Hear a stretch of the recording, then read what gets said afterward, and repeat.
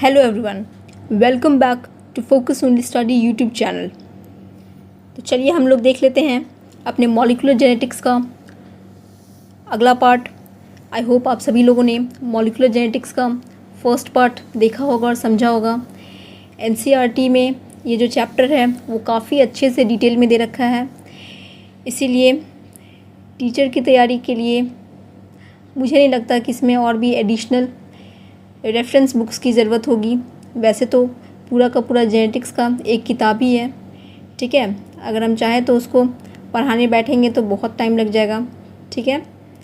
लेकिन अगर ज़रूरत पड़ेगा तो उसका भी हम रेफरेंस ज़रूर लेंगे, ठीक है। तो चलिए शुरू करते हैं। Packaging of DNA helix. इसको समझने के लिए सबसे पहले हमें जानना होगा कि आखिर डीएनए डबल हेलिक्स का लेंथ कितना होता है, ठीक है। आखिर ये डीएनए जो है उसकी लंबाई होती कितनी है। तो इसके लिए मान लो हम एग्जांपल के तौर पे एक टिपिकल मैमेलियन सेल ले लेते हैं, ठीक है, जैसा कि यहाँ लिखा हुआ है। तो उसके लेंथ को अगर हम कैलकुलेट करेंगे तो देखो, लेंथ ऑफ डीएनए को कैलकुलेट करने के लिए एक फार्मूला होता है, total number of base pair into distance between two consecutive base pair, ठीक है। मतलब जितना नंबर ऑफ बेस पेयर उसमें मौजूद है और गुना जो कंजिक्यूटिव यानी दो बेस पेयर के बीच में दूरी होगा, डिस्टेंस होगा, उसको जब मल्टीप्लाई करेंगे तो हमारा इसका लेंथ आ जाएगा, ठीक है। देखो फार्मूला हम लिख देते हैं, आप नोट कॉपी में नोट कर लो। तो देखो लेंथ ऑफ डीएनए क्या होता है, total number of base pair into distance between two consecutive base pairs. Clear है। अब इसी फार्मूला को यूज़ करते हुए अगर हम एक टिपिकल मैमेलियन सेल का डीएनए का लेंथ निकालें तो क्या होगा। तो देखो टिपिकल मैमेलियन सेल में total number of base pairs जो प्रेजेंट होता है वो होता है 6.6 × 10⁻9 बेस पेयर, ठीक है। उसको हम लोग मल्टीप्लाई गुना करेंगे किससे, तो जो डिस्टेंस होता है between two consecutive base pair वो होता है 0.34 नैनोमीटर, ठीक है। हमने पिछली क्लास में बताया था पिच कितना होता है, डिस्टेंस कितना होता है, ठीक है। तो इस 0.34 को 0.34 × 10⁻⁹ को जो है हम लोग क्या करेंगे, मल्टीप्लाई करेंगे। तो कैलकुलेशन के बाद कितना आता है हमारा 2.2 मीटर, यानी 2.2 मीटर जो है इतना लंबा जो है हमारा डीएनए प्रेजेंट होता है एक टिपिकल मैमेलियन सेल में। क्लियर हो गया, ये डाटा याद रखना, ठीक है। 2.2 मीटर डायरेक्ट, क्योंकि हो सकता है पूछ ले, ठीक है। अब देखो यहीं पे एक क्वेश्चन दे रखा है, if the length of E coli DNA is 1.36 millimetre can you calculate the number of base pairs in E coli. कह रहा है कि ई कोलाई के डीएनए का अगर लंबाई 1.36 है तो क्या आप बता सकते हैं कि ई कोलाई में कितना नंबर ऑफ बेस पेयर्स मौजूद होगा। हाँ बिल्कुल, क्यों नहीं। जब हम इस फॉर्मूला का यूज़ करेंगे तो यहाँ लेंथ की जगह हम लोग क्या रखेंगे, यहाँ लेंथ की जगह हम लोग रखेंगे 1.36, ठीक है, मिलीमीटर। 1 मिलीमीटर इक्वल्स टू कितना होता है 10⁻³ मीटर, ठीक है।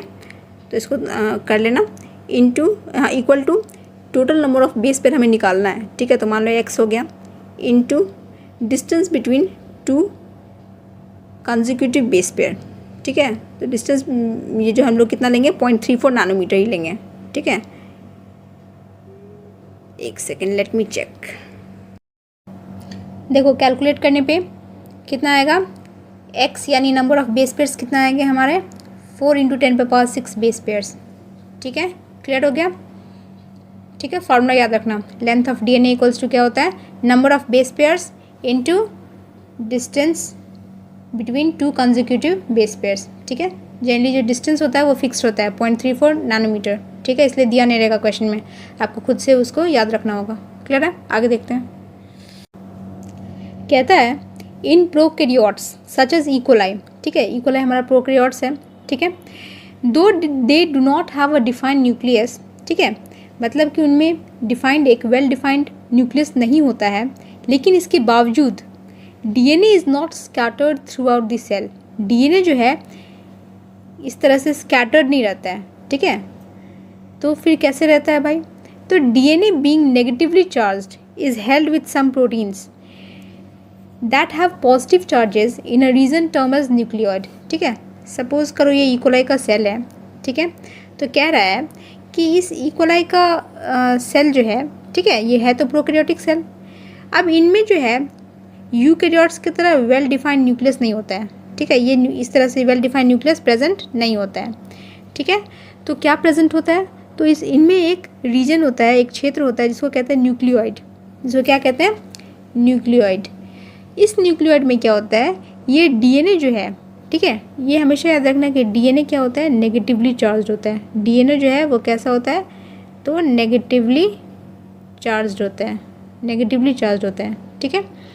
तो ये जो डीएनए है वो कुछ प्रोटीन्स के साथ इस रीजन में प्रेजेंट होता है जिसको कहते हैं न्यूक्लियोइड, ठीक है। डीएनए जो है इस तरह से स्कैटर्ड नहीं होता है, DNA is not scattered like this, clear है। तो डीएनए कैसे प्रेजेंट होता है, तो डीएनए हमारा प्रेजेंट होता है कुछ प्रोटीन्स के साथ एक रीजन होता है जिसको कहते हैं न्यूक्लियोइड, और इस तरह से जो है वो कुछ प्रोटीन्स के साथ जो है इस तरह से वो प्रेजेंट होता है, क्लियर है, ठीक है। और इस क्षेत्र में मतलब इस रीजन को, जिस रीजन में ये प्रेजेंट है, इस रीजन को क्या कहा जाता है, तो इसको हम लोग कहते हैं न्यूक्लियोइड। क्या कहते हैं, तो न्यूक्लियोइड, क्लियर हो गया। क्वेश्चन आएगा कि बताइए न्यूक्लियोइड जो है वो किस में प्रेजेंट होता है, प्रोकैरियोट्स में, यूकैरियोट्स में, बोथ या नन ऑफ देम अबव। तो ऑप्शन क्या लगाओगे, प्रोकैरियोटिक सेल में, जैसे कि एग्जांपल के तौर पे इकोलाई हो गया, ठीक है।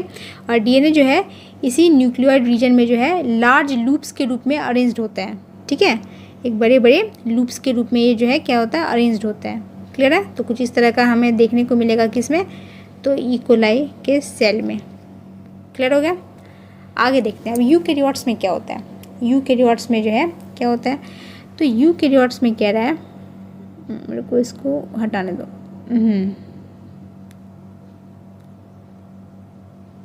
ठीक है। यूकैरियोट्स में कह रहा है कि this organisation is much more complex. इस तरह का जो ऑर्गेनाइजेशन है वो और ज़्यादा कॉम्प्लेक्स होता है, मतलब कॉम्प्लिकेटेड स्ट्रक्चर देखने को मिलता है यूकैरियोट्स में। देखो यूकैरियोट्स तो अपने आप में ही काफ़ी कॉम्प्लेक्स ऑर्गेनाइज्ड स्ट्रक्चर है कि नहीं। यूकैरियोट्स जो है वो ज़्यादा ऑर्गेनाइज्ड है क्योंकि इसमें multiple types of cell organelles present हैं, क्लियर है। There is a set of positively charge basic proteins called histones, ठीक है। इसमें क्या होता है कि कुछ positively charge basic proteins called histones present होते हैं। अब देखो प्रोटीन्स इसमें भी प्रेजेंट थे, याद है ना, देखो प्रोटीन्स इसमें भी प्रेजेंट थे, लेकिन इसमें इस प्रोटीन का कोई नाम नहीं था, लेकिन यहाँ पे क्या कह रहा है कि इन पॉजिटिवली चार्ज बेसिक प्रोटीन्स को हिस्टोन्स कहते हैं, किसमें, तो यूकैरियोट्स में, याद रखना, ठीक है, क्लियर हो गया।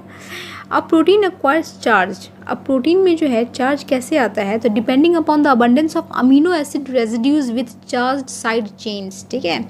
होता क्या है कि हम सभी को पता है कि अमीनो एसिड से मिलकर प्रोटीन बनता है, ठीक है। अमीनो एसिड जो है वो बिल्डिंग ब्लॉक है किस चीज़ का, तो प्रोटीन का।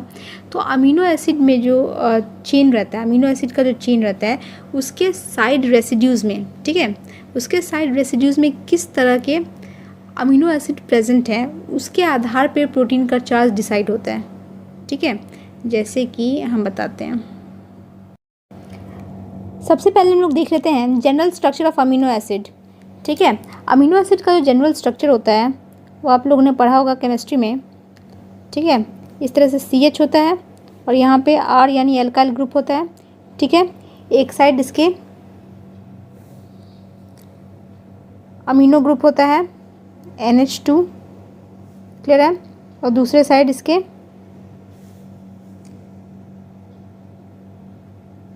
COOH ग्रुप होता है यानी कार्बोक्सिल ग्रुप होता है, ठीक है।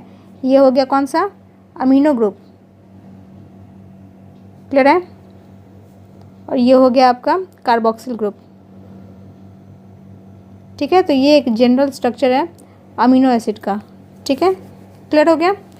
अब देखो अमीनो एसिड दो तरीके का होता है, एक होता है एसिडिक अमीनो एसिड और दूसरा होता है बेसिक अमीनो एसिड। जो एसिडिक अमीनो एसिड होता है वो नेगेटिवली चार्ज होता है, ठीक है। एग्जांपल के तौर पे एस्पार्टेट हो गया, ग्लूटामेट हो गया, या उसी को एस्पार्टिक एसिड कहा जाता है या ग्लूटामिक एसिड कहा जाता है, ठीक है। देखो दिखाते हैं, ठीक है। देखो एस्पार्टेट जो होता है उसका स्ट्रक्चर अगर हम ड्रॉ करेंगे तो कुछ इस तरह से स्ट्रक्चर देखने को मिलेगा, CH, ठीक है, इधर हो जाएगा हमारा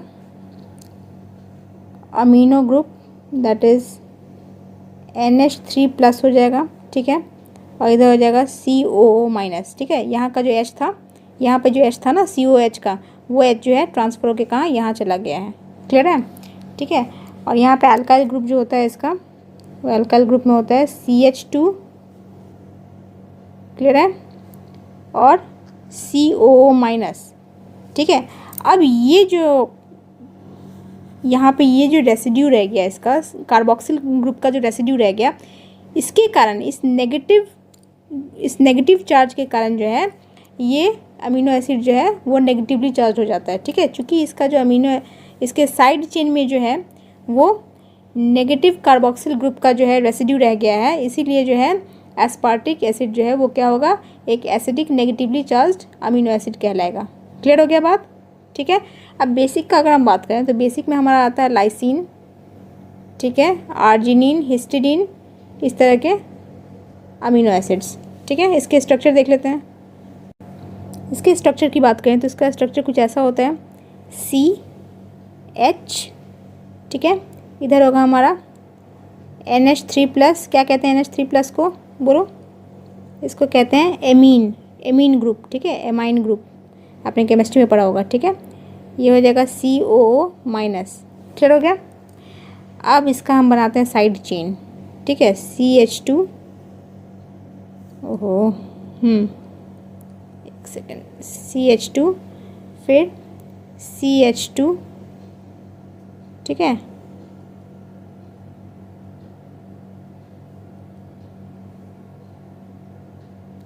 फिर CH2, फिर CH2, और इसके साथ अटैच्ड होता है हमारा एमीन ग्रुप। कौन सा ग्रुप अटैच्ड होता है? तो इसके साथ अटैच्ड होता है हमारा एमीन ग्रुप, यानी NH3+। ठीक है, अब देखो यहाँ पे इस NH3+ के कारण, चूँकि एमीन ग्रुप साइड चेन में प्रेजेंट है, ठीक है, कौन सा ग्रुप प्रेजेंट है? तो एमीन ग्रुप प्रेजेंट है। इसी एमीन ग्रुप के कारण जो है वो ये क्या कहलाएगा, लाइसिन क्या कहलाएगा, बेसिक कहलाएगा। ठीक है, ये क्या कहलाएगा, लाइसिन जो है वो बेसिक कहलाएगा। ठीक है, और इस कार्बोक्सिल ग्रुप के कारण जो साइड चेन में प्रेजेंट है, एस्पार्टेट क्या कहलाएगा, एसिडिक और नेगेटिवली चार्ज कहलाएगा। ठीक है, ये क्या कहलाएगा, एसिडिक और नेगेटिवली चार्ज, और ये क्या कहलाएगा, बेसिक और पॉजिटिवली चार्ज्ड। क्लियर हो गया? ठीक है, इसको आप लोग नोट डाउन कर लो, बहुत इंपॉर्टेंट कॉन्सेप्ट है। क्लियर है? ठीक है, तो हिस्टोन्स हमारा क्या था? हिस्टोन्स बेसिक प्रोटीन्स है, क्योंकि उसमें जो है लाइसिन और आर्जिनिन नाम का बेसिक अमीनो एसिड्स प्रेजेंट होता है। ठीक है, और ये बेसिक अमीनो एसिड क्यों है अभी हमने देखा, क्योंकि इसके साइड चेन में क्या है, पॉजिटिव अमाइन रेसिड्यू प्रेजेंट है। Absolutely clear? आगे देखते हैं। क्लियर हो गया? तो क्या कह रहा है, histones are rich in basic amino acid residues lysine और आर्जिनिन। ठीक है, both the amino acid residues carry positive charges, अभी हमने देखा in the side chains. Histones are organized to form a unit of 8 molecules called histone octamer. Very important point, एकदम mark कर लो। Histone octamer बहुत ही important concept है। ठीक है, इसे क्वेश्चन आया हुआ है।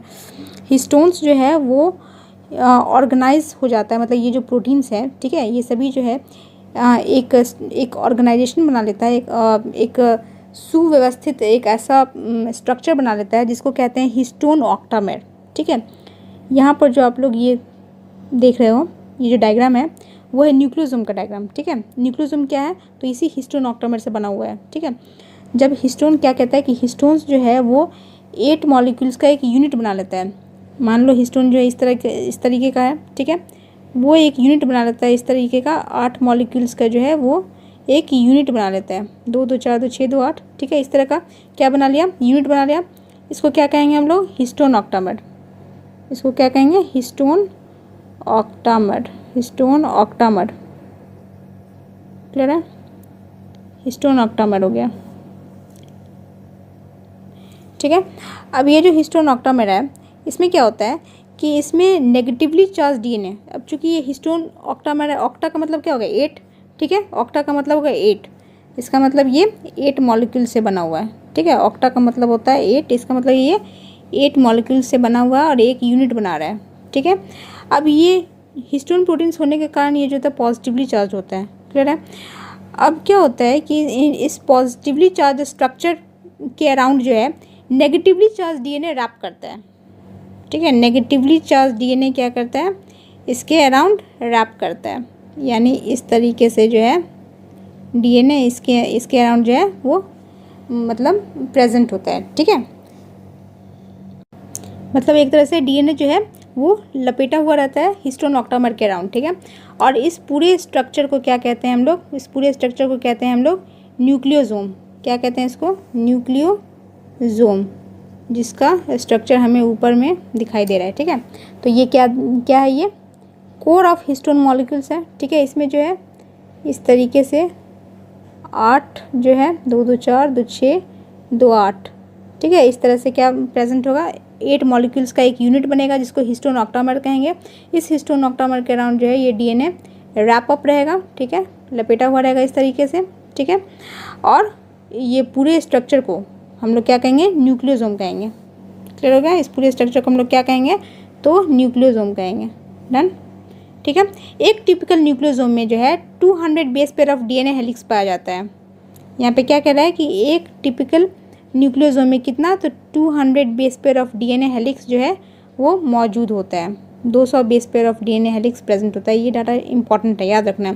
Nucleosome constitute the repeating unit of a structure in nucleus called chromatin, thread like strand coloured body seen in nucleus, ठीक है। अब ये जो न्यूक्लियोसोम है वो न्यूक्लियस में किस तरह से देखने में लगता है, तो इस तरह से बीट्स ऑन स्ट्रिंग की तरह देखने में लगता है। ऐसा लगता है मानो धागा में कोई मोती पिरोया हो, ठीक है। तो ये न्यूक्लियोसोम क्या कंसिस्ट करता है, क्रोमैटिन थ्रेड से जो है ये न्यूक्लियोसोम जो है वो बना हुआ रहता है, ठीक है। और ये क्रोमैटिन थ्रेड्स जिसपे कि न्यूक्लियोसोम्स प्रेजेंट होते हैं, ठीक है। देखो क्लियरली दिखाते हैं, ये देखो, ये इस तरह से जो है धागा नुमा स्ट्रक्चर दिख रहा है, ठीक है। और इन्हीं धागा नुमा स्ट्रक्चर पे जो है, ये धागा नुमा स्ट्रक्चर है क्या, बिल्कुल सही कहा, क्रोमैटिन है। क्या है ये धागा नुमा स्ट्रक्चर, क्रोमैटिन थ्रेड्स है, ठीक है। और इस पे जो ये इस तरीके का बीड्स लाइक स्ट्रक्चर दिख रहा है, ठीक है। रेड रेड रेड रेड दिख रहा है इस तरह से, ठीक है। वो सभी क्या है, तो न्यूक्लियोसोम्स है। क्लियर हो गया। तो कुछ इस तरीके का स्ट्रक्चर, इसमें कलर्ड स्ट्रक्चर देना चाहिए लोग को, लेकिन खैर ये तो माइक्रोस्कोपिक स्ट्रक्चर दे रखा है ना, इसीलिए ब्लैक एंड वाइट है, ठीक है। स्टूडेंट को समझने में इसलिए दिक्कत आता रहता है, ठीक है। तो कुछ इस तरीके का हमें देखने को मिलता है न्यूक्लियस के अंदर क्रोमैटिन थ्रेड्स पे ये न्यूक्लियोसोम प्रेजेंट है। और इसीलिए इसको कहते हैं बीड्स ऑन स्ट्रिंग स्ट्रक्चर। क्या कहते हैं, beads on string structure. Clear है, ठीक है। अब ये जो बीड्स ऑन स्ट्रिंग स्ट्रक्चर है क्रोमैटिन में, वो पैकेज करके क्या बनाते हैं, क्रोमैटिन फाइबर्स बनाते हैं, ठीक है। दैट आर फर्दर कॉइल्ड, ठीक है। ये तो हमने पढ़ा ही है कि ये जो क्रोमैटिन थ्रेड्स है, वो क्रोमैटिन थ्रेड्स जो है वो इस तरह से कॉइल्ड होंगे, ठीक है। कॉइल्ड होके क्या होंगे, और ज़्यादा कंडेंस होंगे, और ज़्यादा क्या होंगे, कंडेंस होंगे। और मेटाफेज स्टेज पे, किस स्टेज पे, तो मेटाफेज स्टेज पे जो है ये क्रोमैटिन थ्रेड कंडेंस होके जो है क्या बनाएंगे, क्रोमोसोम्स बनाएंगे। ये क्या बनाएंगे, तो हमारा क्रोमोसोम स्ट्रक्चर बनेगा इस तरीके का, ठीक है। पूरी तरह से इस तरीके का जो है स्ट्रक्चर बनेगा, इस तरीके धागानुमा जो है इस तरह से एक प्रॉपरली अरेंज्ड क्रोमोसोम्स का फॉर्मेशन होगा। कहाँ पे, तो मेटाफेज स्टेज पे, ठीक है। क्लियर हो गया। ये बहुत इंपॉर्टेंट कॉन्सेप्ट था और बहुत ही समझने वाला, अंडरस्टैंडेबल कंसेप्ट है, ठीक है, अंडरस्टैंड करने वाला है। आगे देखते हैं क्या कह रहा है, the packaging of chromatin at higher level requires additional set of proteins that collectively are referred as non-histone chromosomal proteins, ठीक है। कहता है कि हायर लेवल पे, ठीक है, किसी मतलब हायर ऑर्गेनिजम्स में जो है ऐसा देखा गया है कि जो पैकेजिंग होता है क्रोमोसोमल प्रोटीन्स का, ठीक है, जो पैकेजिंग होता है किस चीज़ का, तो हमारा क्रोमैटिन का, ठीक है, क्रोमोसोमल प्रोटीन्स का नहीं बल्कि क्रोमैटिन का जब पैकेजिंग होता है तो उसमें एक एडिशनल सेट ऑफ प्रोटीन्स की ज़रूरत होती है जिसको क्या कहा जाता है, NHC प्रोटीन। क्या कहते हैं उसको, NHC protein, that is non histone chromosomal proteins कहते हैं, ठीक है। तो याद रखना, अगर पूछेगा कि NHC प्रोटीन्स आर, तो सबसे पहले तो इसका फुल फॉर्म याद रखना है कि नॉन हिस्टोन क्रोमोसोमल प्रोटीन्स होते हैं, ठीक है। और इसका काम क्या होता है, तो क्रोमैटिन का पैकेजिंग करना, पैकेजिंग ऑफ क्रोमैटिन, ठीक है। NHC फंक्शंस एज, क्या फंक्शन करता है, तो पैकेजिंग ऑफ क्रोमैटिन, ठीक है।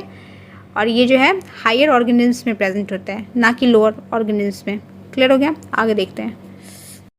देखो क्या कहता है कि क्रोमैटिन भी दो तरीके का होता है, ठीक है, दो टाइप्स का क्रोमैटिन होता है। एक होता है यू क्रोमैटिन और दूसरा होता है हेट्रोक्रोमैटिन, ठीक है। एक टिपिकल न्यूक्लियस में वैसा क्रोमैटिन जो कि लूजली पैक्ड होता है और जो कि लाइटली स्टेन्ड होता है उसे यू क्रोमैटिन कहते हैं, ठीक है। यू का मतलब क्या होता है? ट्रू। ये जो यू है, यू का मतलब क्या होता है? ट्रू, ट्रू, ठीक है, ट्रू क्रोमैटिन। तो इसका मतलब यू क्रोमैटिन क्या हो गया? ट्रू क्रोमैटिन हो गया, ठीक है। जो अभी हम लोगों ने अभी कुछ देर पहले पढ़ा है, बीड्स ऑन स्ट्रिंग वाला जो कॉन्सेप्ट हमने पढ़ा है, तो उसमें कौन सा क्रोमैटिन मौजूद होता है? तो हमारा यही यू क्रोमैटिन प्रेजेंट होता है, ठीक है। और दूसरा टाइप का क्रोमैटिन है हेट्रोक्रोमैटिन। ये वैसा क्रोमैटिन होता है जो कि ज़्यादा डेंसली पैक्ड होता है और ये डार्कली स्टेन्ड होता है, ठीक है। देखने में जो है काफ़ी, ये अगर उसको स्टेन करोगे तो काफ़ी ये जो है वो डार्क स्टेन का होगा। क्लियर है? इसीलिए इसको क्या कहते हैं? हेट्रोक्रोमैटिन कहते हैं, ठीक है। यू क्रोमैटिन जहाँ ट्रांसक्रिप्शनली एक्टिव क्रोमैटिन होता है, वहीं हेट्रोक्रोमैटिन जो है इनएक्टिव क्रोमैटिन कहते हैं, ठीक है। इनएक्टिव क्रोमैटिन को हेट्रोक्रोमैटिन कहते हैं, जबकि ट्रू क्रोमैटिन जो होता है वो ट्रांसक्रिप्शनली एक्टिव क्रोमैटिन होता है, ठीक है। आइए इसका हम लोग डायग्राम देख लें और इसके बीच में कुछ डिफरेंसेस देख लें, क्योंकि एग्जामिनेशन में पूछता है यू क्रोमैटिन और हेट्रोक्रोमैटिन के बीच में कुछ डिफरेंसेस। ये देखो हमारा डायग्राम यू क्रोमैटिन और हेट्रोक्रोमैटिन का। सबसे पहले तो हमें रिकॉल करना होगा कि हमारा क्रोमैटिन थ्रेड्स कहाँ प्रेजेंट होता है? तो क्रोमोजोम में, ठीक है कि नहीं? क्रोमोजोम से ही, क्रोमोजोम का ये जो टीलोमियर एंड है, ठीक है, इसी को अनविंड करके इसको काफ़ी जूम आउट फिगर में इसको दिखाया गया है, ठीक है। इस टीलोमियर एंड से जो है क्रोमैटिन थ्रेड्स को ऐसे दिखाया गया है कि इसमें से मानो निकल रहा हो। क्लियर है? ये देखो, ये हो गया हमारा यू क्रोमैटिन, ठीक है। ये काफ़ी एक्टिव क्रोमैटिन होता है, ठीक है, दूर दूर पे है, दिख रहा है, यानी ये लूजली बाउंड है, ठीक है। क्लियर है? और इसका डेंसिटी भी कम होगा, ठीक है, मतलब कम संख्या में ये प्रेजेंट होगा, ठीक है। जबकि हेट्रोक्रोमैटिन जो है वो उसको कहते हैं साइलेंट क्रोमैटिन या इनएक्टिव क्रोमैटिन, ठीक है। इसका ट्रांसक्रिप्शन में कोई रोल नहीं होता है हेट्रोक्रोमैटिन का, जबकि यू क्रोमैटिन जो है वो बहुत ही एक्टिवली रोल प्ले करता है ट्रांसक्रिप्शन में, ठीक है। हेट्रोक्रोमैटिन की बात करें तो ये काफ़ी टाइटली पैक्ड नज़र आ रहा है, ठीक है। और तो और ये जो है डार्क स्टेन शो करता है, जबकि ये जो है लाइट स्टेन शो करता है, ठीक है। और ये जो है हमारा डार्क स्टेन शो करता है, ठीक है। और भी डिफरेंस हम लोग देख लेते हैं, ठीक है। तो ये फिगर दिमाग में रहेगा तो बहुत सारे क्वेश्चन आप सॉल्व कर पाओगे आसानी से, ठीक है। देखो सबसे पहला पॉइंट क्या है यू क्रोमैटिन और हेट्रोक्रोमैटिन के बारे में, कि यू क्रोमैटिन जो है वो एक loosely packed form of DNA के रूप में अपीयर करता है, ठीक है, जबकि हेट्रोक्रोमैटिन जो है वो tightly packed form of DNA के रूप में दिखता है। क्लियर है? उसके बाद हेट्रोपिस्नोसिस इज़ नॉट शोन, ठीक है। हेट्रोपिस्नोसिस क्या होता है इसका डिटेल में नहीं जाना है, ठीक है। आप चाहो तो ये पॉइंट स्किप भी कर सकते हो, ठीक है, और अगर याद रखना है तो याद भी रख सकते हो, ठीक है। लेकिन ये कॉम्प्लेक्स प्रोसेस है, ठीक है, जिसमें कि क्रोमोसोम्स के कुछ रीजन्स जो है वो अलग ढंग से स्टेनिंग प्रोसेस शो करते हैं than rest of the chromosome, ठीक है। इस तरह के प्रोसेस को हेट्रोपिस्नोसिस कहा जाता है और ये जनरली हेट्रोक्रोमैटिन में देखने को मिलता है, क्योंकि आपको पता है हेट्रोक्रोमैटिन जो है उसको अगर हम स्टेन करेंगे तो वो डार्कली स्टेन्ड होता है, ठीक है। तो स्वाभाविक है अगर क्रोमोसोम में जो है कोई क्षेत्र यानी कोई रीजन जो है वो काफ़ी डार्कली स्टेन नज़र आएगा और बाकी सब काफ़ी लाइटली रहेगा, है कि नहीं, लाइटली कलर्ड रहेगा, राइट। तो उसमें क्या होगा, कलर में थोड़ा डिफरेंस देखने को मिलेगा, है कि नहीं। तो वो उसी डिफरेंस को क्या कहते हैं, हेट्रोपिस्नोसिस कहते हैं। क्लियर है? ठीक है, मतलब सिंपली याद रखो कि थोड़ा सा जो डिफरेंट टेक्सचर शो करता है क्रोमोसोम के अंदर उसी को हेट्रोपिस्नोसिस कहा जाता है। क्लियर है? आगे देखते हैं। नेक्स्ट कहता है कि डीएनए का जो डेंसिटी है, ठीक है, वो लो होता है। किसमें डीएनए का डेंसिटी लो होता है? तो यू क्रोमैटिन में, ठीक है। हमने देखा ही था बीच बीच में काफ़ी गैप्स थे, जबकि इसमें हाई डेंसिटी प्रेजेंट था, ठीक है। Present in prokaryotes and eukaryotes, ठीक है। ये प्रोकैरियोट्स और यूकैरियोट्स दोनों में प्रेजेंट होता है। कौन सा? यू क्रोमैटिन, ठीक है। ट्रू क्रोमैटिन है ना, स्वाभाविक है। ये सिंगल सेल और इसमें क्या कहते हैं यूकैरियोट्स दोनों में प्रेजेंट होता है। क्लियर है? Multicellular, yes, single cell as well as multicellular organism, हर तरह के सेल्स में ये प्रेजेंट होता है। जबकि हेट्रोक्रोमेटिन जो है वो केवल और केवल यूकेरियोट्स में देखने को मिलता है। क्लियर है? उसके बाद यूक्रोमेटिन जो है वो अपीयर करता है एक्टिव स्टेट में, मैंने पहले ही बताया। ठीक है, ये एक्टिव होता है और इसीलिए जो है ये जो है इसको यूक्रोमेटिन कहा जाता है। जबकि हेट्रोक्रोमेटिन जो है वो इनएक्टिव स्टेट में रहता है। ठीक है, उसके बाद दिस रेप्लिकेट्स अर्ली, यूक्रोमेटिन जो है वो अर्ली रेप्लिकेट करने की क्षमता रखता है, जबकि हेट्रोक्रोमेटिन जो है वो काफ़ी लेट से रेप्लिकेट करता है। ठीक है, उसके बाद यूक्रोमेटिन जो है वो प्रेजेंट होता है in the inner body of nucleus, nucleus के अंदरूनी भाग में प्रेजेंट होता है। जबकि हेट्रोक्रोमेटिन जो है वो न्यूक्लियस के पेरीफेरी यानी बाउंड्री पर प्रेजेंट होता है। क्लियर है? यूक्रोमेटिन जो है वो लो ट्रांसक्रिप्शनल एक्टिविटी शो करता है। ठीक है, जबकि हेट्रोक्रोमेटिन एक्टिवली पार्टिसिपेट करता है ट्रांसक्रिप्शन में। क्लियर हो गया? तो इन सभी पॉइंट्स का आप लोग थोड़ा ध्यान रखना। ठीक है, ताकि क्वेश्चन आराम से बन जाए। आगे बढ़ते हैं। ये देखो इस डायग्राम में हमें साफ साफ दिख रहा है यूक्रोमेटिन रीजन और हेट्रोक्रोमेटिन रीजन। ठीक है, जो यूक्रोमेटिन रीजन है, ठीक है, वो हमारा ये बीच वाला है। ठीक है, जो लाइटली है, जो काफ़ी लाइट कलर का है। ठीक है, ये सब जो हो गया, ये सब क्या है हमारा, ये सब क्या है, यूक्रोमेटिन रीजन हो गया। ठीक है, क्या है, लाइटली स्टेन्ड है। ठीक है, वहीं हेट्रोक्रोमेटिन की बात करें तो हेट्रोक्रोमेटिन जो है वो डार्कली स्टेन्ड है। ये वाला जो स्पॉटेड एरिया है, ठीक है, ये जो स्पॉटेड एरिया है, ब्लैक और ग्रे वाला जो स्पॉटेड एरिया है, ठीक है, ये सभी क्या है, तो हमारा हेट्रोक्रोमेटिन है। तो इसी को कहते हैं क्या, हेट्रोपिस्नोसिस। ठीक है, H for heterochromatin, H for heteropycnosis, मतलब कि ये जो है एक इसका जो स्पेसिफिक रीजन है ना, जो हेट्रोक्रोमेटिन, वो क्या कर रहा है, एक स्पेसिफिक रीजन ऑफ क्रोमोसोम को स्टेन कर रहा है डार्क कलर में। ठीक है, तो इस तरह से क्या हो रहा है, एक टेक्सचर का डिफरेंस हो जा रहा है। ठीक है, लाइट और डार्क। क्लियर है? तो ये हेट्रोक्रोमेटिन रीजन शो कर पा रहा है, जबकि यूक्रोमेटिन तो लाइटली स्टेन्ड होता है, तो वो तो पूरा का पूरा उसमें जो है मिल जा रहा है। ठीक है, न्यूक्लियस के सरफेस पे। ठीक है, क्लियर हो गया? आगे बढ़ते हैं।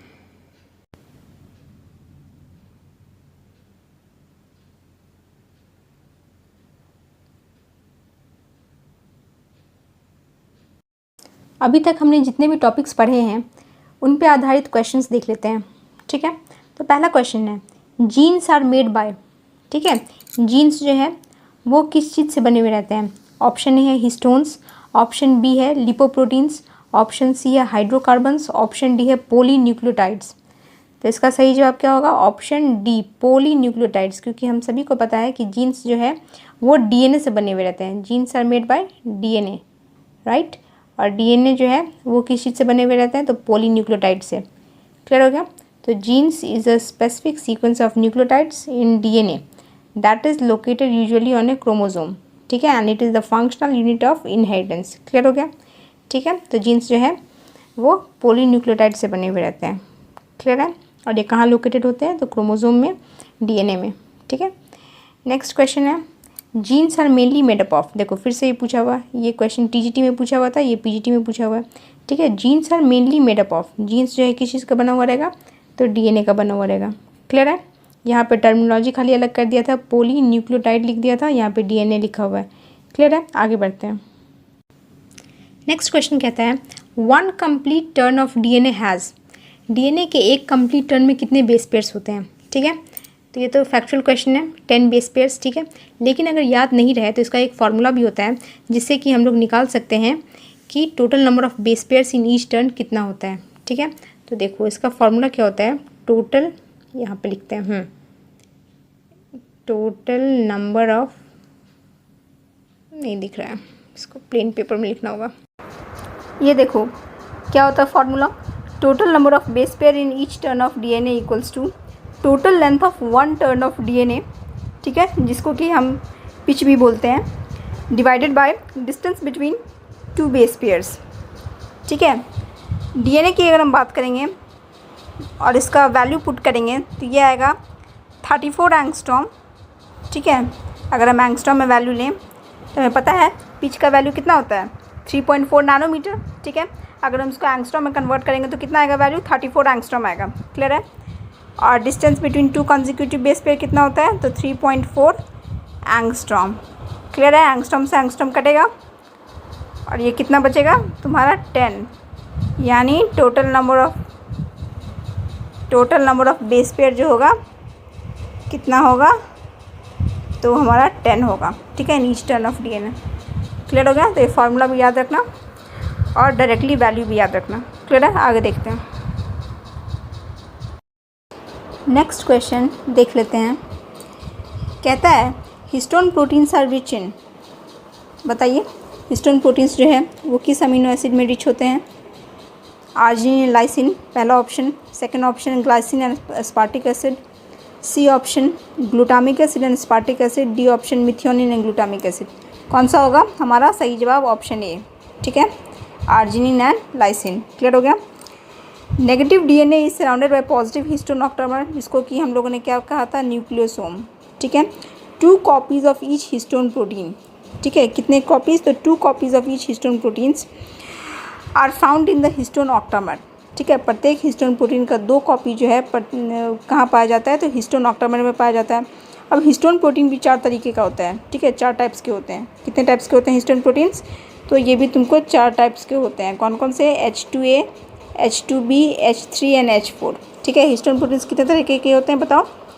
H2A, देखो H2A, H2B, ठीक है नोट कर लो, H3 एंड H4। ठीक है, तो ये 4 तरीके के 4 टाइप्स के हिस्टोन प्रोटीन्स पाए जाते हैं। क्लियर हो गया? Histone proteins are positive, alkaline and rich in arginine and lysine. Clear है? Histone proteins are rich in basic amino acids. ठीक है, ये सभी बेसिक हैं, पॉजिटिव है। क्यों है ये भी हमने समझा दिया है। क्लियर है? The positive charge of histone protein helps in winding of negatively charge DNA around them. Clear है? क्योंकि ये पॉजिटिवली चार्ज होते हैं इसलिए इसके चारों तरफ जो है डीएनए का स्ट्रैंड जो है वो लपेटा हुआ रहता है। क्लियर है? रैप्ड अप रहता है। आगे देखते हैं। नेक्स्ट क्वेश्चन है द टर्म जीन, राइट? ये question, the term gene was given bye. ठीक है, ये फैक्चुअल क्वेश्चन है, इसको नोट डाउन कर लो। टर्म जीन जो है किसने दिया था? तो ये दिया था ऑप्शन सी, जोहानसन ने। किसने दिया था? तो जोहानसन ने टर्म जीन दिया था। ठीक है, वहीं ये जो बी ऑप्शन है बेटसन, इन्होंने टर्म जेनेटिक्स दिया था। क्या दिया था इन्होंने? Term genetics. Option D McClung ने chromosome theory of sex determination दिया था। क्या दिया था? Chromosome theory of sex determination was given by McClung. ठीक है, gene term was given by Johannsen and term genetics was given by Bateson. Clear है? और ऑप्शन ए जो है मॉर्गन, इन्होंने ड्रोसोफिला पे सेक्स डिटर्मिनेशन करने का एक्सपेरिमेंट करा था। ठीक है, टीएच मॉर्गन का ड्रोसोफिला एक्सपेरिमेंट काफ़ी फेमस है। क्लियर है? बस इससे ज़्यादा ये सब नहीं पढ़ना है। नेक्स्ट आगे बढ़ते हैं। ठीक है, टर्म जीन किसने दिया? ये तो हमने देख लिया, जोहानसन ने। अब यहाँ पे एक क्वेश्चन कह रहा है first artificial gene was synthesized by. ठीक है, पहला आर्टिफिशियल जीन जो है किसके द्वारा सिंथेसाइज किया गया था? तो यहाँ ऑप्शन होगा डी, खुराना। ठीक है, कौन खुराना? Hargobind Khorana, absolutely right. ठीक है, 1972 में इन्होंने जो है सबसे पहले लैब में फर्स्ट आर्टिफिशियल जीन का सिंथेसाइज किया था। ठीक है, सिंथेसिस करा था, बनाया था। और ये इन्होंने ईस्ट में एक्सपेरिमेंट करा था। ठीक है, जिसमें कि इन्होंने एंजाइम जो इन्वॉल्व था इन द ट्रांसफ़र आरएनए और द टीआरएनए सिंथेसिस, उसको कोड करा था। ठीक है, इसके लिए जो है इन्हें जो है अवार्ड भी मिला था। क्लियर है? तो he synthesize the first artificial gene in yeast. पूछ सकता है किस ऑर्गेनिज्म में उन्होंने ये करा था? तो ईस्ट में करा था, विच कोडेड। ठीक है, ये इन्होंने ऐसे जीन का आविष्कार करा था, बनाया था, जो कि कोड करता था उस एंजाइम के लिए जो कि इन्वॉल्व था in the tRNA, transfer RNA synthesis. ठीक है, सिंपली एक लाइन में याद रखना कि ईस्ट के टीआरएनए में फर्स्ट आर्टिफिशियल जीन बनाने वाले कौन थे? हरगोविंद खुराना, 1972 में। बस नेक्स्ट है कोडॉन के क्वेश्चन हम लोग देखेंगे जब हम लोग कोडॉन पढ़ेंगे। ठीक है, ये देखो, a nucleoside is made up of. बताओ न्यूक्लियोसाइड किससे बना हुआ रहता है? Option A phosphate group plus pentose sugar plus nitrogenous base. क्या ये होगा? नहीं। क्यों नहीं होगा? क्योंकि यहाँ फॉस्फेट आ गया। फॉस्फेट आ गया मतलब ये न्यूक्लियोटाइड हो गया। ठीक है, option B pentose sugar plus nitrogenous base. Sugar भी और बेस भी है, एब्सोल्युटली राइट। ऑप्शन बी हमारा सही जवाब होगा। ऑप्शन सी क्या कहता है? Nitrogenous base plus phosphate. ठीक है, तो ऑप्शन ए भी गया, ऑप्शन सी भी गया, option D none of the तो होगा नहीं, तो ऑप्शन बी हमारा सही जवाब होगा। ठीक है, पढ़ना चाहो तो पढ़ सकते हो, वैसे इसके बारे में हमने काफ़ी डिस्कशन ऑलरेडी कर लिया है। आगे बढ़ते हैं।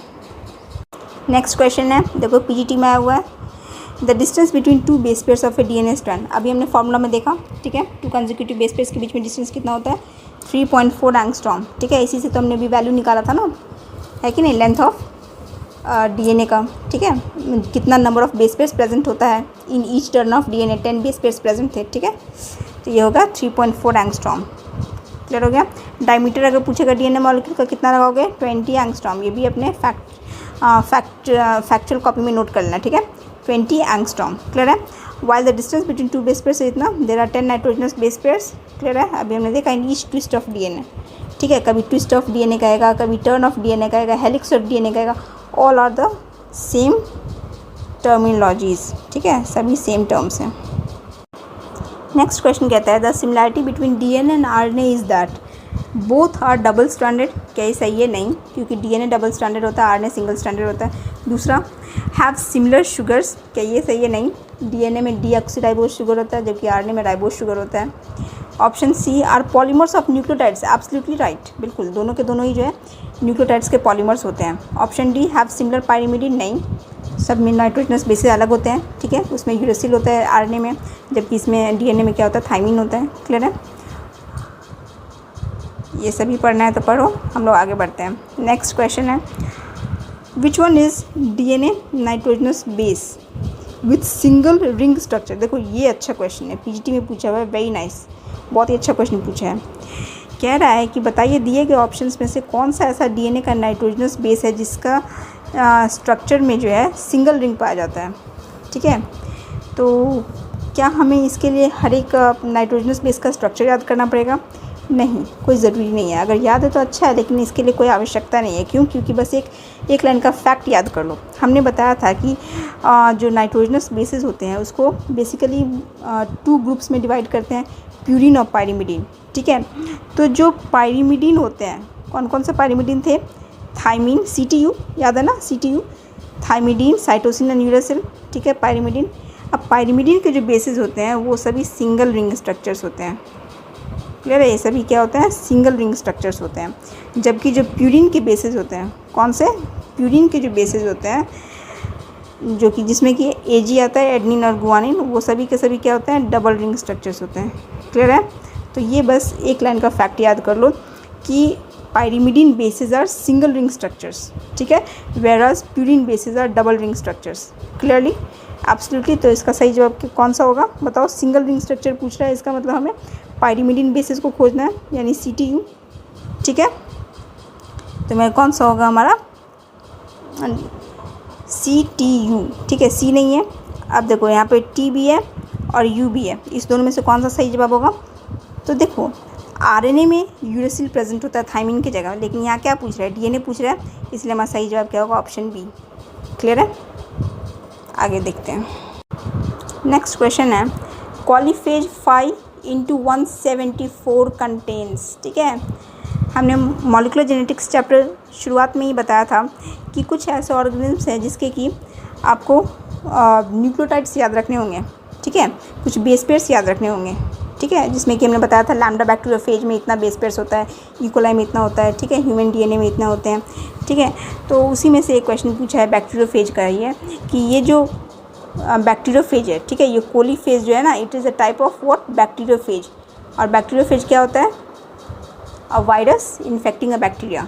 क्लियर है, ठीक है। तो कोलीफेज 5 into 174 is a type of bacteriophage which contain which type of DNA? याद कर लो, सिंगल स्ट्रैंड डीएनए, SSDNA, ठीक है, सिंगल स्ट्रैंड डीएनए प्रेजेंट होता है, सिंगल स्ट्रैंड डीएनए प्रेजेंट होता है। क्लियर है। कोलीफेज 5 इंटू 174, ठीक है, it contains a single strand DNA and it infects which type of bacteria? तो इकोलाई, ठीक है, ये इन्फेक्ट करता है, इश्चेरिचिया कोलाई को इन्फेक्ट करता है। And the first DNA based genome to be sequenced. और इसके पीछे एक और महत्वपूर्ण फैक्ट है कि ये जो है ये पहला डीएनए बेस्ड जीनोम था जिसका सीक्वेंसिंग किया गया था, ठीक है। और इस सीक्वेंसिंग को करने वाले साइंटिस्ट का नाम था सैंगर, ठीक है, सैंगर। क्लियर है। आगे देखते हैं। अभी देखो इसके नेक्स्ट वाला क्वेश्चन जो है वो क्रोमोसोम चैप्टर से आ गया है।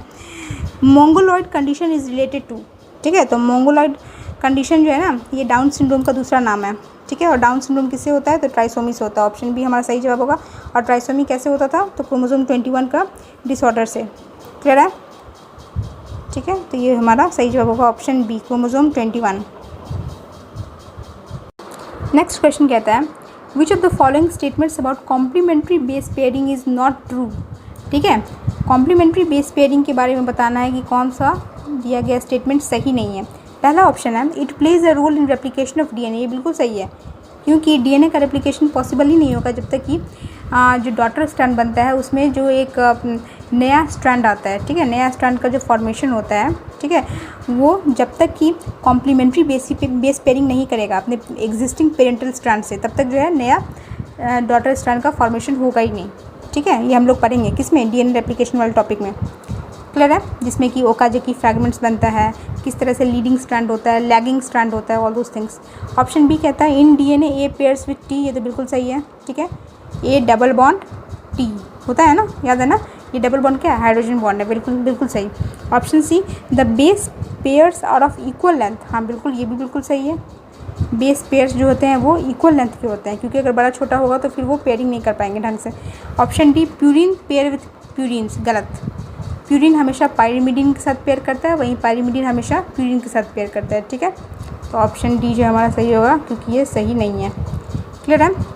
देखो क्या कह रहा है, in complementary base pair purine forms a pair with pyrimidine. Clear है? ठीक है, rest statements are correct. Clear है? It plays a role in replication of DNA, adenine, cytosine, guanine found in both RNA and DNA. Clear है? बाकी तो हमने देख ही लिया है, आगे देखते हैं। नेक्स्ट क्वेश्चन देखो, ये क्वेश्चन आ गया ना, diameter of DNA molecule is, ठीक है, कितना था? 20 एंगस्ट्रॉम। क्लियर है? वहाँ पे क्या पूछा था? Distance between two base pairs 3.4 angstrom के बारे में। उससे पहले क्वेश्चन में क्या पूछा था कि नंबर ऑफ बेस पेयर्स कितने होते हैं? 10 बेस पेयर्स। ठीक है, ये सभी फैक्चुअल क्वेश्चन जो है एक एक करके क्वेश्चन बन के हमारे सामने आ रहे हैं। नेक्स्ट क्वेश्चन कहता है translation of genetic information results in the synthesis of. तो क्या होगा वो तुम बोलो? मतलब जेनेटिक इन्फॉर्मेशन का जो ट्रांसमिशन होता है, ठीक है, उससे किसका सिंथेसिस होता है? क्या वो डीएनए का सिंथेसिस होता है? नहीं, क्योंकि डीएनए तो कैरियर होता है जेनेटिक इन्फॉर्मेशन का। ठीक है, एमआरएनए का फॉर्मेशन होता है, सिंथेसिस होता है? नहीं, क्योंकि एमआरएनए तो हेल्प करता है इस प्रोसेस में। ठीक है, ऑप्शन बी पॉलीपेप्टाइड चेन का फॉर्मेशन होता है। हाँ बिल्कुल, पॉलीपेप्टाइड चेन का ही फॉर्मेशन होता है। ठीक है, जब जो है अलग अलग यूनिट्स जो है न्यूक्लियोटाइड्स जो है जुड़ जुड़ के एक लंबा सा पॉलीपेप्टाइड चेन बनाते हैं, तब जाके जो है पूरा का पूरा जेनेटिक इन्फॉर्मेशन पेरेंट्स से ऑफस्प्रिंग तक ट्रांसमिट होता है। ठीक है, ट्रांसमिशन होता है, उसका ट्रांसफ़र होता है। ऑप्शन डी एचएनआरएनए, नहीं एचएनआरएनए भी नहीं हो गया, हेट्रोजिनस न्यूक्लियर आरएनए होता है ये। ठीक है, ये तो अलग ही ऑड वन आउट दे दिया एकदम ऑप्शन। ठीक है, ऑप्शन बी इसका सही जवाब होगा। क्लियर है?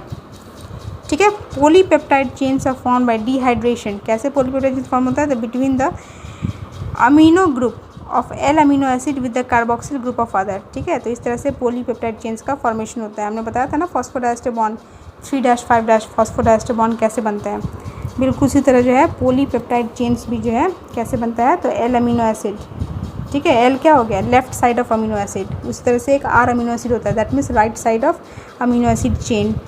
ठीक है, जब वो कार्बोक्सिल ग्रुप दूसरे अमीनो एसिड के कार्बोक्सिल ग्रुप के साथ रिएक्ट करता है, तो उसमें से जब पानी निकलता है -H2O निकलता है, यानी डिहाइड्रेशन होता है, तब जाके जो है पॉलीपेप्टाइड चेन का फॉर्मेशन होता है। नेक्स्ट क्वेश्चन कहता है which of the following bonds is not found in A nucleic acid molecule. बताओ कौन सा बॉन्ड जो है न्यूक्लिक एसिड मॉलिक्यूल में नहीं पाया जाता है? फॉस्फोडाइस्टर बॉन्ड, हाँ पाया जाता है, बिल्कुल सही। ग्लाइकोसिडिक बॉन्ड, हाँ ये भी पाया जाता है। हाइड्रोजन बॉन्ड ये भी पाया जाता है, लेकिन डाइसल्फाइड बॉन्ड नहीं पाया जाता है। ऑप्शन डी इसका सही जवाब होगा। ठीक है, डाइसल्फाइड बॉन्ड एक कोवेलेंट बॉन्ड होता है जो कि 2 सल्फर एटम्स के बीच में पाया जाता है। क्लियर है? और ये फॉर्म कैसे होता है? तो 2 थियोल ग्रुप्स के द्वारा। ठीक है, by the coupling of 2 thiol groups.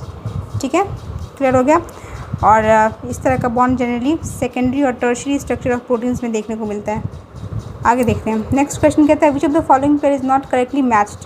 कौन सा सही तरह से मैच नहीं किया हुआ है? तो देखो नेक्स्ट क्वेश्चन कहता है which of the following pairs is not correctly matched. पहला ऑप्शन है न्यूक्लियोसाइड। न्यूक्लियोसाइड पेंटोज शुगर और बेस से बना हुआ रहता है, पहला ऑप्शन बिल्कुल सही है। तीसरा ऑप्शन कहता है try acyl glycerol Easter linkages, ये भी बिल्कुल सही है। ठीक है, ट्राई एसाइल ग्लिसरॉल जो है उसमें ईस्टर लिंकेज पाया जाता है। ठीक है, ऑप्शन डी कहता है कार्बोहाइड्रेट। हाँ बिल्कुल, कार्बोहाइड्रेट का स्ट्रक्चर भी आप देखोगे तो उसमें पता चलेगा कि ग्लाइकोसिडिक बॉन्ड प्रेजेंट है। लेकिन जो ऑप्शन बी है डाइपेप्टाइड वो गलत है। क्यों? क्योंकि इसमें 2 पेप्टाइड बॉन्ड नहीं होता है। सुनने में भले आपको सही लग रहा हो, लेकिन इसमें जो है 2 अमीनो एसिड रेसिड्यू प्रेजेंट होता है, जिसमें कि रिएक्शन में अगर आप देखोगे तो H2O निकलता है और H2O के निकलने के बाद पेप्टाइड बॉन्ड का फॉर्मेशन होता है। ठीक है, तो यहाँ पे डाइपेप्टाइड में 2 पेप्टाइड बॉन्ड नहीं बल्कि 2 अमीनो एसिड रेसिड्यू होना चाहिए था, तब जाके वो सही होता। ठीक है, इसका हम स्ट्रक्चर दिखा देते हैं। ये देखो कुछ इस तरह से पेप्टाइड बॉन्ड का फॉर्मेशन होता है। ठीक है, ये पहला अमीनो एसिड है, अमीनो एसिड 1, और ये दूसरा अमीनो एसिड। ठीक है, इसका जनरल स्ट्रक्चर मैंने पहले ही बता दिया था। ठीक है, इस तरह से होता है, एक साइड अमीनो ग्रुप होता है और एक साइड कार्बोक्सिल ग्रुप होता है। क्लियर है? ठीक है, उसके बाद क्या होता है, जब एक अमीनो एसिड दूसरे अमीनो एसिड के साथ रिएक्ट करता है, ठीक है, जब एक साथ आता है तब क्या होता है, उसके बीच से H2O निकल जाता है, यानी डिहाइड्रेशन होता है, -H2O। ठीक है, यहाँ पे क्या हो रहा है, H2O निकल रहा है और उसके बाद जो है यहाँ पे CO और NH के बीच में जो बॉन्ड बन रहा है, ये वाला बॉन्ड, ठीक है, इसी को हम लोग क्या कह रहे हैं, तो पेप्टाइड बॉन्ड कहते हैं। इसी को हम लोग क्या कहते हैं, तो पेप्टाइड बॉन्ड कहते हैं। क्लियर है? ठीक है, तो ये हो गया हमारा पेप्टाइड बॉन्ड। ठीक है, क्लियर हो गया? जैसे कि यहाँ पे एक और एग्जांपल हम लोग देख लेते हैं। ठीक है, जैसे देखो यहाँ पे ये ग्लाइसिन और ग्लाइसिन, ठीक है, 2 अमीनो एसिड है, दोनों आपस में रिएक्ट किया और H2O निकला। ठीक है, H2O के निकलने से यानी डिहाइड्रेशन होने से जो यहाँ पे बॉन्ड बन रहा है उसको हम लोग कहते हैं पेप्टाइड बॉन्ड, और जो पूरा एक मॉलिक्यूल बन रहा है उसको हम लोग क्या कहेंगे, डाइपेप्टाइड मॉलिक्यूल। क्लियर है? ठीक है, नेक्स्ट क्वेश्चन कहता है nucleic acid are polymers of. किसका पॉलीमर होता है न्यूक्लिक एसिड, तो न्यूक्लियोटाइड्स का। ठीक है, प्यूरिन क्या हो गया, बेस हो गया, पायरिमिडिन भी नाइट्रोजनस बेस हो गया, न्यूक्लियोसाइड नहीं, न्यूक्लियोसाइड में जब फॉस्फेट ग्रुप जुड़ जाता है तब होता है न्यूक्लियोटाइड, और न्यूक्लियोटाइड के जुड़ने से ही जो है कि नहीं, पॉलीपेप्टाइड चेन बनता है। ठीक है, और वही पॉलीपेप्टाइड चेन क्या बनाता है, न्यूक्लिक एसिड्स बनाता है। ठीक है, क्लियर हो गया? न्यूक्लिक एसिड 2 तरीके का होता है, DNA RNA, उसी के बारे में यहाँ पे इंफॉर्मेशन दे रखा है। ठीक है, आगे देखते हैं। नेक्स्ट क्वेश्चन है अ double stranded DNA molecule containing 10,000 base pairs will have a length of. देखो बहुत ही अच्छा क्वेश्चन है। ठीक है, इस तरह का क्वेश्चन हमने NCERT में भी किया था, याद है ना, जब हम लोगों ने एक मैमलियन सेल के DNA का लेंथ निकाला था। मैंने बताया था फॉर्मूला लेंथ ऑफ DNA कैसे निकाला जाता है, बताओ किसी को याद है? हाँ, क्या था फॉर्मूला लेंथ ऑफ DNA निकालने का? किसी भी सेल के DNA का लेंथ कैसे निकालते थे, नंबर ऑफ़ बेस पेयर्स। हाँ बिल्कुल सही, number of base pairs into किससे मल्टीप्लाई करते थे, तो distance between consecutive base pair. ठीक है, तो यहाँ पे नंबर ऑफ़ बेस पेयर दे रखा है 10,000। ठीक है, इसको हम लोग किससे मल्टीप्लाई कर देंगे, तो इसको हम लोग मल्टीप्लाई कर देंगे 0.34 नैनोमीटर से, या फिर इसको हम लोग मल्टीप्लाई कर देंगे 0.34 नैनोमीटर या फिर 34 एंगस्ट्रॉम। ठीक है, लेकिन यहाँ पे आंसर नैनोमीटर में देना है, इसीलिए इसको जब हम लोग मल्टीप्लाई करेंगे तो कितना आंसर आएगा, ऑप्शन बी 3400 नैनोमीटर। क्लियर है? ठीक है, क्लियर हो गया? इसमें बड़ा कंफ्यूजिंग सोल्यूशन दे रखा है, इसको मत देखो। ठीक है, जो मैंने बताया, क्योंकि इसमें पहले एंगस्ट्रॉम में कन्वर्ट किया है फिर नैनोमीटर में कन्वर्ट किया है, यार कोई ज़रूरत ही नहीं है, जबकि नैनोमीटर में आंसर चाहिए, है कि नहीं। आगे देखते हैं। नेक्स्ट क्वेश्चन कहता है for which discovery Watson and Crick are famous and got Nobel prize. ठीक है, वॉटसन और क्रिक के बारे में हमने पढ़ा है, किस चीज़ के लिए उन्हें नोबेल प्राइज से सम्मानित किया गया था। क्या उन्होंने इंसुलिन की डिस्कवरी किया? नहीं। क्या उन्होंने रिस्ट्रिक्शन एंजाइम खोजा? नहीं। क्या उन्होंने RNA का सिंथेसिस किया? नहीं। उन्होंने क्या किया था, double helical molecular structure of DNA का खोज किया था। ठीक है, option C will be the right answer. और उन्हें नोबेल प्राइज से कब सम्मानित किया गया, तो 1962 में। क्लियर है? ठीक है, आगे देखते हैं। देखो नेक्स्ट क्वेश्चन है, इसमें मैच द फॉलोइंग कह रहा है, ये भी इंपॉर्टेंट है। ये हेलिक्स टाइप है और यहाँ पे कह रहा है बेस पेयर्स पर टर्न ऑफ हेलिक्स से मैच करो। ठीक है, ये आपको इन्फॉर्मेशन पता होना चाहिए, ऑल्दो ये टीचिंग एग्जामिनेशन में नहीं पूछा हुआ है, लेकिन हो सकता है पूछ ले। ठीक है, क्योंकि एक फैक्चुअल क्वेश्चन है, या तो आएगा या नहीं आएगा, सिंपल। ठीक है, तो देखो इसमें देखो 4 तरह के हेलिक्स टाइप पाए जाते हैं। ठीक है, A, B, सी जेड।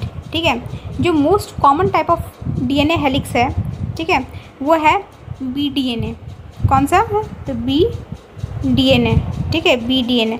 जो भी हम लोग अभी तक फैक्ट्स पढ़े हैं, ठीक है, चाहे वो डायमीटर ऑफ डीएनए हो, क्लियर है, चाहे पिच हो, चाहे number of base pairs present हो, ये सभी हम लोगों ने बी डीएनए के बारे में डेटा पढ़ा, क्योंकि ये मोस्ट कॉमनली है, ठीक है, मोस्ट कॉमनली फाउंड डीएनए है। तो बी डीएनए के बारे में हमें पता है कि इसका ऑप्शन जाएगा 2, ठीक है, क्योंकि इसमें 10 बेस पेयर्स प्रेजेंट होते हैं पर टर्न ऑफ हेलिक्स। तो बी का 2 किस में है? ऑप्शन सी में। ठीक है, ऑप्शन सी में बी का 2 दिए रखा है, तो इसका मतलब सही जवाब क्या होगा? ऑप्शन सी होगा। लेकिन इसके साथ ही साथ आप लोग दूसरा ऑप्शन भी याद कर लो, ठीक है, जैसे कि ए टाइप ऑफ डीएनए में कितना नंबर ऑफ बेस पेयर्स पाया जाता है? तो 11। ए टाइप में कितने पाए जाते हैं? तो 11। ठीक है, सी टाइप में कितने पाए जाते हैं? तो 9.33। और डी टाइप में कितने पाए, सॉरी जेड टाइप में कितने पाए जाते हैं? तो 12। क्लियर है? ठीक है, और एक और बात याद रखो कि बी टाइप ऑफ डीएनए जो होता है वो राइट हैंडेड डीएनए हेलिक्स होता है, ठीक है, जबकि जेड टाइप जो होता है वो लेफ़्ट हैंडेड होता है। ठीक है, तो ये याद रखना। जैसे बहुत इंसानों को भी आपने देखा होगा, ठीक है, कि बहुत सारे लेफ़्ट हैंडी होते हैं, जबकि मोस्टली जो है मोस्ट कॉमन आपको राइट हैंडेड देखने को मिलता है कि नहीं, जो दाहिने हाथ से लिखते हैं, है कि नहीं। लेकिन बहुत लोग जो लेफ्टी होते हैं उन्हें जीनियस भी कहा जाता है, ठीक है, क्योंकि वो बहुत रेयर होते हैं, कुछ ही इंसानों में पाया जाता है जो लेफ़्ट हैंड से लिखते हैं। ठीक है, तो इसी तरह से हमारा डीएनए भी है। जो मोस्ट कॉमन डीएनए है वो राइट हैंडेड है, ठीक है, मतलब राइट हेलिक्स है, और जो रेयर है वो है हमारा जेड डीएनए जो कि लेफ़्ट है। ठीक है, यहाँ पे मैचिंग दिया हुआ है कि ए हेलिक्स में इतने बेस पेयर्स पाए जाते हैं 3 से 11। ठीक है, उसके बाद बी में 2 से 10 के बीच में, सी में 1, ये रेंज है। ठीक है, ये रेंज है, लेकिन हमें याद रखना है कौन सा? हाईएस्ट वाला। क्लियर है? ठीक है, नेक्स्ट क्वेश्चन है, which of the following is not a feature of B DNA. अब देखो बी डीएनए यानी मोस्ट कॉमन डीएनए का कौन सा फीचर नहीं है? पहला, 10 बेस पेयर्स पर हेलिक्स टर्न, बिल्कुल सही है। Option B, each complete helix turn 45 angstrom long, गलत। क्यों? क्योंकि ईच कंप्लीट हेलिक्स टर्न में कितना होता है?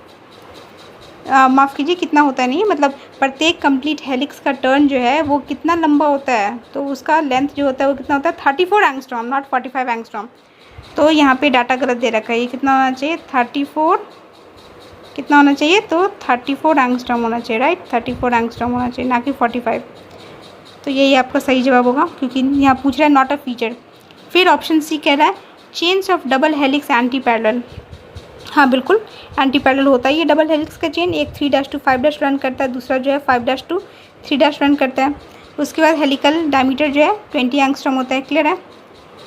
ठीक है, तो यहाँ पे हमारा सही जवाब कौन सा होगा? तो ये होगा। ठीक है, नेक्स्ट क्वेश्चन कहता है synthesis of DNA is called. Central dogma में अभी हमने कुछ देर पहले पढ़ाया कि जब डीएनए से डीएनए बनता है तो उसको कहते हैं रेप्लिकेशन, डीएनए से आरएनए बनता है तो ट्रांसक्रिप्शन, आरएनए से प्रोटीन बनता है तो उसको कहते हैं ट्रांसलेशन। क्या पूछ रहा है? डीएनए से डीएनए का बनना, उसका सिंथेसिस होना, क्या होगा? Option B, replication. ठीक है, नेक्स्ट है how many types of nitrogenous bases are found in nucleic acids. ठीक है, न्यूक्लिक एसिड्स में बताइए कितने तरह के नाइट्रोजनस बेसेस पाए जाते हैं। तो देखो यहाँ ये नहीं पूछ रहा है कि डीएनए या आरएनए, डायरेक्ट पूछा है न्यूक्लिक एसिड्स में बताइए। तो क्या होगा जवाब? बताओ। ए, जी, ठीक है, ये प्यूरिन हो गया। क्लियर हो गया? अभी हमने देखा कि प्यूरिन के पास डबल रिंग स्ट्रक्चर होता है, ठीक है, और इसमें है भी 2 बेसेस, तो ऐसे भी याद रहेगा 2 बेसेस यानी डबल रिंग स्ट्रक्चर। ठीक है, पाइरीमिडीन का हो गया CTU।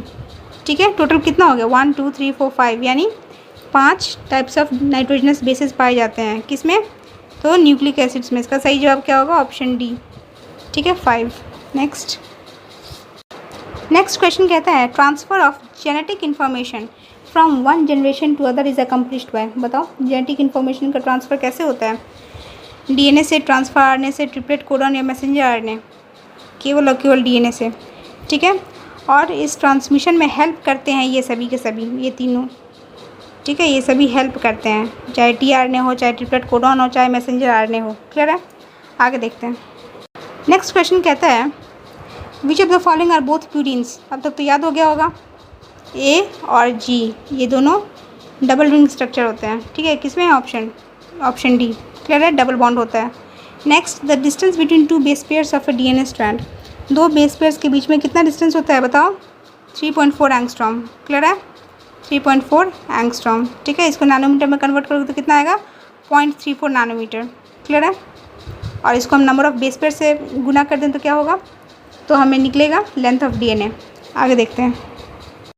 नेक्स्ट क्वेश्चन कहता है for double stranded DNA which one of the following base ratio is not present.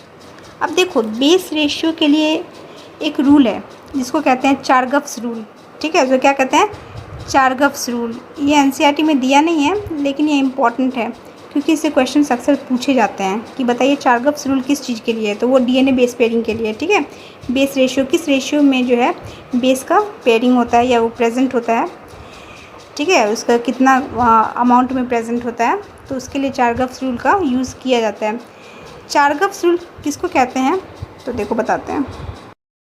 देखो, चारगफ्स रूल की अगर हम बात करें तो 1950 में चारगफ नामक साइंटिस्ट ने कहा था कि डीएनए स्ट्रैंड के लिए, ठीक है, डीएनए स्ट्रैंड के लिए ये रूल लागू होता है जिसके अकॉर्डिंग एक डबल स्ट्रैंडेड डीएनए में percentage of purine equals to percentage of pyrimidine होगा, ठीक है।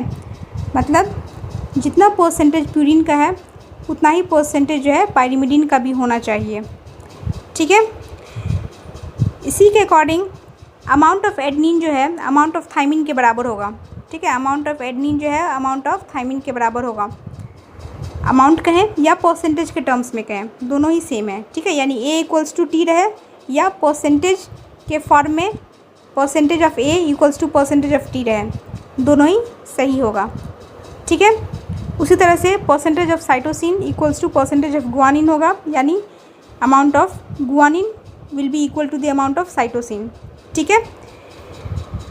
अब इस तीनों स्टेटमेंट से हमें ये कंक्लूजन पता चल रहा है कि जो टोटल अमाउंट ऑफ प्यूरिन होगा, टोटल अमाउंट ऑफ प्यूरिन क्या होगा? ए प्लस जी, है कि नहीं? वो हमेशा टोटल अमाउंट ऑफ पाइरिमिडीन के बराबर होगा, यानी सी प्लस टी के बराबर होगा, ठीक है, जो कि हम लास्ट वाले इक्वेशन में देख रहे हैं।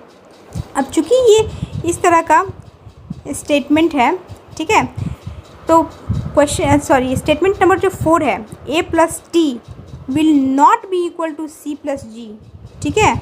मतलब अगर कभी कभार ऑप्शंस में कन्फ्यूजन पैदा करने के लिए जो है एग्जामिनर इस तरह का ऑप्शंस डाल देता है कि चेक करता है कि स्टूडेंट का कॉन्सेप्ट क्लियर है कि नहीं। अगर स्टूडेंट ने केवल रटा है, याद किया है, कॉन्सेप्ट को नहीं समझा है, तब उसे जो है वो क्लैरिटी नहीं रहेगा। वो हो सकता है गलती में या जल्दबाजी में जो है वो गलती करके आ जाए और A plus T equals to C plus G में लगा दें। लेकिन यहाँ पे आप लोग देखो, ए प्लस टी कभी भी सी प्लस जी के इक्वल नहीं होगा, ठीक है। क्यों? क्योंकि ये एडनिन जो है वो थायमिन के अमाउंट के बराबर होता है, क्लियर है, ठीक है। थायमिन और एडनिन, यानी ये बिल्कुल इस तरह का सिचुएशन होगा, ए बाई टी इक्वल्स टू 1 होगा, ठीक है, यानी ए इक्वल्स टू टी वाला सिचुएशन होगा। उसी तरह से अगर हम कहें तो सी बाई जी इक्वल्स टू 1 होगा, ठीक है, इस तरह का सिचुएशन देखने को मिलता है। लेकिन ए प्लस टी और सी प्लस जी ये कभी भी सही नहीं होगा, ठीक है। तो ये इक्वेशन गलत होगा, चारगफ्स रूल के फॉलो नहीं करेगा, क्लियर है। और अगर हम इस 5th वाले इक्वेशन को अगर हम इस तरीके से लिख दें, A plus T upon C plus G equals to 1, तो क्या ये सही होगा या गलत? बिल्कुल सही होगा, ठीक है, क्लियर है। क्योंकि वो दोनों मतलब A plus T equals to C plus G था, ठीक है, उसी को हमने जो है इसको रेशियो के फॉर्म में लिख दिया। कहने का मतलब है कि प्यूरिन और पाइरिमिडीन का रेशियो जो है हमेशा 1:1 रहेगा, ठीक है। प्यूरिन इज़ टू पाइरिमिडीन की जब हम बात करते हैं पाइरिमिडीन, तो उसका रेशियो हमेशा 1:1 रहेगा, क्लियर है। तो ये हमेशा याद रखना, ठीक है। तो हम लोग वापस आते हैं अपने क्वेश्चन पे। क्वेश्चन क्या रहता है? For double stranded DNA which one of the following base ratio is not present, मतलब कौन सा गलत इक्वेशन दिया हुआ है, ठीक है। ऑप्शन ए कहता है A plus T upon ji plus सी, ये बिल्कुल सही होगा, अभी हमने देखा। ऑप्शन सी कहता है C/G, ये भी बिल्कुल सही है, ठीक है। जो अमाउंट ऑफ साइटोसिन होगा वही अमाउंट ऑफ गुआनिन होगा। ऑप्शन बी कहता है A+G/C+T, ठीक है। A+G, देखो ध्यान से, ऑप्शन बी भी बिल्कुल सही है, क्योंकि amount of purine equals to amount of pyrimidine है। A+G क्या हो गया, प्यूरिन हो गया, और C+T क्या हो गया, पाइरीमिडीन हो गया, ठीक है। लेकिन ये गलत है ऑप्शन डी, क्यों, क्योंकि G+T कह रहा है, गुआनिन और थायमिन एक प्यूरिन है एक पाइरीमिडीन है, बिल्कुल गलत है कि नहीं। और ये जो है चारगप्स रूल को फॉलो नहीं कर रहा है, क्लियर है, क्योंकि यहाँ पे जो है इस तरह का इक्वेशन देखने को नहीं मिलता है, ठीक है। ये एब्सोल्युटली रॉन्ग है, क्लियर है। देखो यहाँ पे एक स्टूडेंट का डाउट आया है, कह रहा है कि ऑप्शन ए कैसे सही है, ठीक है। ऑप्शन बी तो सही हो गया कि A+G जो है वो प्यूरिन हो गया और C+T पाइरीमिडीन हो गया, ठीक है। ऑप्शन सी भी सही है कि साइटोसिन और गुआनिन जो है उस दोनों का अमाउंट सेम होगा, ठीक है। लेकिन ऑप्शन ए कैसे सही है, देखो ऑप्शन ए इसलिए सही है क्योंकि डबल बॉन्ड जो है वो A-T के साथ ही बॉन्डेड रहता है, और G जो है वो ट्रिपल बॉन्ड के साथ C के साथ बॉन्डेड रहता है, ठीक है। एडनिन जो है वो पेयरिंग करता है ना T के साथ, वहीं गुआनिन जो है वो साइटोसिन के साथ पेयरिंग करता है, ठीक है। तो इसीलिए उनका जो है रेशियो इक्वल, मतलब 1:1 रेशियो में प्रेजेंट होना ज़रूरी होता है, ठीक है। तो यहाँ पे जो है आप बेस पेयरिंग के हिसाब से सही देखो, जबकि ऑप्शन बी में जो है आप प्यूरिन और पाइरीमिडीन के अमाउंट या परसेंटेज के हिसाब से सही देखो, क्लियर है, ठीक है, क्लियर हो गया। नेक्स्ट क्वेश्चन कह रहा है change from purine to pyrimidine या फ्रॉम पाइरीमिडीन टू प्यूरिन, ठीक है। क्या ये चेंज होता है, मतलब वाइसे वर्सा, मतलब प्यूरिन से पाइरीमिडीन में बदलाव या फिर पाइरीमिडीन से प्यूरिन में चेंज होना, क्या ये संभव है? हाँ बिल्कुल ये संभव है। इस प्रोसेस को कहते हैं हम लोग ट्रांसवर्जन, क्या कहते हैं इसको, ट्रांसवर्जन, ठीक है। अगर कोई प्यूरिन बेस जो है वो सब्स्टिट्यूट हो जाता है पाइरीमिडीन से, ठीक है, या इसका उल्टा हो, वाइसे वर्सा हो, तो उस प्रोसेस को हम लोग ट्रांसवर्जन कहते हैं, क्लियर है। मान लो एडनिन जो है वो गुआनिन के द्वारा रिप्लेस हो जाए, या गुआनिन एडनिन के द्वारा रिप्लेस हो जाए, ठीक है, या साइटोसिन थायमिन के द्वारा रिप्लेस हो जाए, या वाइसे वर्सा हो, ठीक है। तो उस प्रोसेस को हम लोग क्या कहते हैं, ट्रांजिशन कहते हैं। नहीं समझ में आया, कन्फ्यूजन हो गया? देखो दो टर्म है, एक है ट्रांसवर्जन और दूसरा है ट्रांजिशन, ठीक है। देखो ये है ट्रांजिशन और ये है ट्रांसवर्जन, ठीक है। ट्रांजिशन में कहता है कि जब एक प्यूरिन का बेस रिप्लेस हो दूसरे प्यूरिन बेस से, ठीक है, मतलब सेम कंपोनेंट एक दूसरे को रिप्लेस कर रहा हो, या पाइरीमिडीन रिप्लेस कर रहा हो दूसरे पाइरीमिडीन को, तब आएगा टर्म ट्रांजिशन, ठीक है। लेकिन जब हम बात करते हैं प्यूरिन का पाइरीमिडीन में चेंज होना, यानी एक दूसरे के ऑपोजिट, ठीक है, एक दूसरे के ऑपोजिट में अगर चेंज हो रहा है, प्यूरिन पाइरीमिडीन में चेंज हो रहा है और या पाइरीमिडीन प्यूरिन में चेंज हो रहा है, तब उसको कहेंगे ट्रांसवर्जन, क्लियर है। तो ये इसके लिए सही है, ठीक है। इसको आप लोग याद करो, मतलब क्योंकि ज़रूरी है, ठीक है। ये पूछ सकता है क्वेश्चन, बहुत इंपॉर्टेंट है मॉलिक्यूलर जेनेटिक्स के पर्सपेक्टिव से, ठीक है। और एक और टर्म आता है फ्रेम शिफ्ट, ठीक है। तो फ्रेम शिफ्ट का मतलब है अगर कुछ न्यूक्लियोटाइड जो है उसका वो डिलीट हो जाए या कहीं बाहर से आके जुड़ जाए, इंसर्ट हो जाए, तब ये टर्म हमारा रोल में आता है, ठीक है। डिलीशन और इंसर्शन ऑफ वन और few nucleotide is called frame shift. Frame shift mutation भी देखने को मिलेगा, ठीक है, point mutation, frame shift mutation, इस तरह के म्यूटेशन भी देखने को मिलते हैं डीएनए में, क्लियर है। तो अभी हम लोग यहीं तक रहने देते हैं, ओके।